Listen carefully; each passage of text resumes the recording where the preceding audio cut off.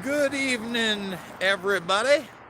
Little late night walk and talk with my favorite baby lady, Karma. And let's just get to talking. Obviously, you couldn't go anywhere today online and not see the controversy surrounding LeBron James, right? LeBron James in China and how free speech is dangerous. Sometimes it's dangerous. And I gotta tell you, every time I hear that argument that somehow free speech is dangerous, I can't help but laugh. I can't help but think to myself, this is one of the most ridiculous things that I have ever heard. And it really irks me, it bothers me, it upsets me greatly when I hear and see things like that. Okay? And is this public, guys, or is this unlisted? Man, I hope I listed it right. We got 4, so it's got to be listed, right? All right, cool. Anyway, what really surprised me is that during the debates, nobody touched it. Okay, nobody touched it. What is that light that's shining on me? Okay, yeah, nobody touched the fact that LeBron James, a NBA superstar, basically said sometimes we shouldn't be able to talk. And the thing is that the only time that you get promoted that, somehow free speech is dangerous is when it's dangerous to the establishment. And in a 3-hour debate, 3+ debate, really, it wasn't brought up one time. Not once, not discussed, not something that was on the agenda. And you have to ask yourself, why? And here's the thing.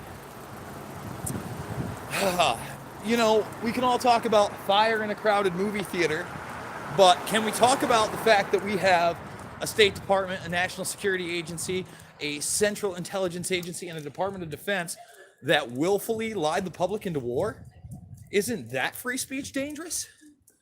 And, while I was watching the debates and watching somebody like Kamala Harris call for Donald Trump to be banned from Twitter. So you're telling me that the President of the United States should be deplatformed from a social media account, and that wouldn't make it easy for you to kick anybody off. Anybody. My answer to bad speech is more speech, because that's what free speech really is. It's the ability to say things that are not always popular, that may not always be correct. Come on, I'm not saying that those that lie to us shouldn't be held accountable, but let's talk about that. Has George W. Bush, Dick Cheney, Donald Rumsfeld, Paul Wolfowitz, have they been held accountable? No. Instead, you have Anderson Cooper, who is a mouthpiece, a puppet of the establishment, framing the argument at the end with a question about Ellen and George W. Bush being buddy-buddy at that football game. How we should just accept Hollywood and warmongering getting together, no big deal. What that really did was expose the fact that these people have no convictions. They bow down to the almighty dollar. They bow down to fame. They bow down to what's going to get them promoted. And it's the same thing with LeBron James, right? LeBron James knows there's 1.2 billion people in China, that market is worth billions upon billions upon billions of dollars.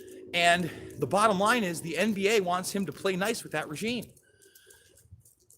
I mean, I guess that's why it's so important that we rebel now. We continue to rebel because, I did a podcast yesterday. I did the Ripple Effect podcast. Ricky Varendes.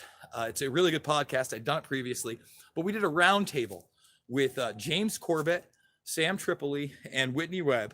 And the majority of it, although it was about Jeffrey Epstein, we did start talking about China and the social credit score. And we very much agreed that, look, the technology goes well beyond one nation state. And what do I mean? Well, right now in China, they already have a social credit score, right? And it's already being enacted upon the population. And again, they have 1.2 billion people. They want all of those 1.2 billion people under that credit score by 2021. Think about that. That's 1/8 of the population. 1 in 8 human beings under a score that tracks, traces, and databases everything you do, feeds it into an algorithm, and then decides what rights you have, whether or not you can have internet access, whether or not you can get on a plane, whether or not you can even go on a train, whether or not your kid can attend a certain school. And that's just going to continue and continue and continue as long as we let it. So while those Chinese companies do it, you don't think US companies are invested? Come on, give me a break. Of course they are. And I know that everybody wants to portray Peter Thiel as a hero, talking about how bad the Chinese are and how we need to do something now. But he's not a hero. He's a guy that's heavily invested in something called Carbine, which is already an app that's been enacted on phones in the United States that is a track trace database software that does do that type of algorithmic activity. And if you've got an Apple device, you're watching me on an iPhone right now, huh? You an Apple guy? And I'm not saying that Android's any better, but Apple already got caught with their social credit scores. We want to talk about YouTube and this platform and Google. Well, I missed a lot of the documentation that Project Veritas put out, and they put out a lot, okay? I just downloaded it. It's the Don't Be Evil zip file. If you're not aware of it, by the way, 54 watching, 18 thumbs up, let's thumb it up. You need to be. So the Don't Be Evil zip file, why is it important? Well, it has so many internal Google documents. And if you saw my Twitter feed yesterday, good enough today since I live tweeted the debates and I tweeted quite a bit, but tweeted out yesterday a screenshot of authoritative content and how it was ranked. And yes, they were ranking CNN and ABC News and all these things extremely high. But what I thought was really interesting was you saw somebody like the Next News Network, right? Gary Franchi, he's a guy I've known for years. He's done some great work in the past, especially with the Lone Lantern Society and his documentary films. I don't necessarily agree with him, but he was deranked even more than Alex Jones. And Alex Jones was deranked. And then you saw somebody like Philip DeFranco, who ranked lower than Breitbart. Philip DeFranco is a YouTube commentator, somebody that, again, I don't agree with all the time, but certainly no less authoritative than, CNN or MSNBC or all that, since he takes most of his talking points from the mainstream media. Yet somehow he's deranked to a level. We're going to cross the street because there's apparently a A&D taxi party over in the parking lot there.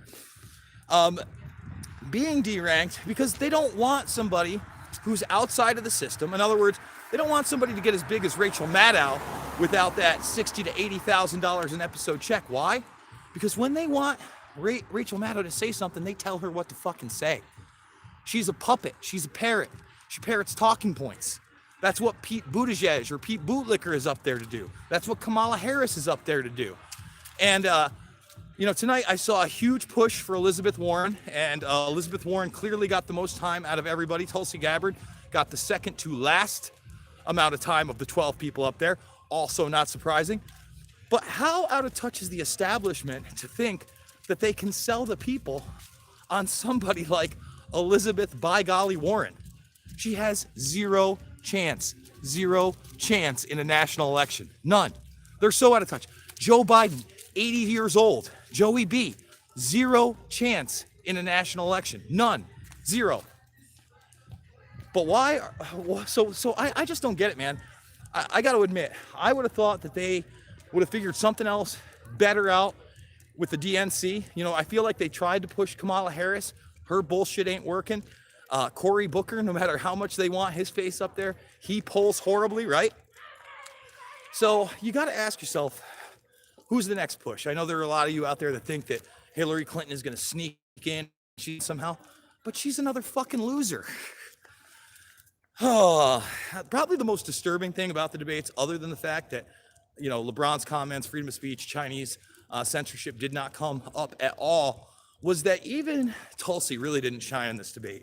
Tulsi went along with the universal basic income garbage that I can't stand. She had several opportunities to really go for the throat, although I do applaud her for talking about the New York Times and CNN bashing her and controlling the narrative, which they are. She had a lot more opportunities to talk about things in Syria, such as Timber Sycamore, when the CIA went in there in 2012 under the Obama and Biden administration, you know? And, you know, you had Anderson Cooper at one point, again, doing that establishment thing, falsely saying, now that the president has falsely accused you, Joe, of this Ukraine situation, just totally lying. Should that free speech be protected? Yes, it should. But he's a fucking liar, and it should be called out as such, period. So when somebody does call him out, they can't get banned. That's the whole thing. When you are for censorship, first of all, nobody's ever going to be right 100% of the time. You open the door for every little thing to be put under a microscope, and your opinion, your voice, to not only be marginalized, but manipulated on a basis that you could barely imagine. All right, guys, I think that's going to wrap it up for our midnight walk and talk with Karma. Thumbs the video up, share it. If you're new to the Burmese Brigade, now's the time to join. Check out my deep dives. Sorry about that, guys. Go check out the deep dives. Go check out my breakdowns on MK Ultra, Epstein, Bilderberg, and other really important subjects. I'm going to be doing a big breakdown on all those Google documents when I really get a chance to vet a lot of them, because from what I've seen in their fairness algorithm, it's anything but fair. With that being said, I love you guys, and Karma and I, we will see you on the flip side.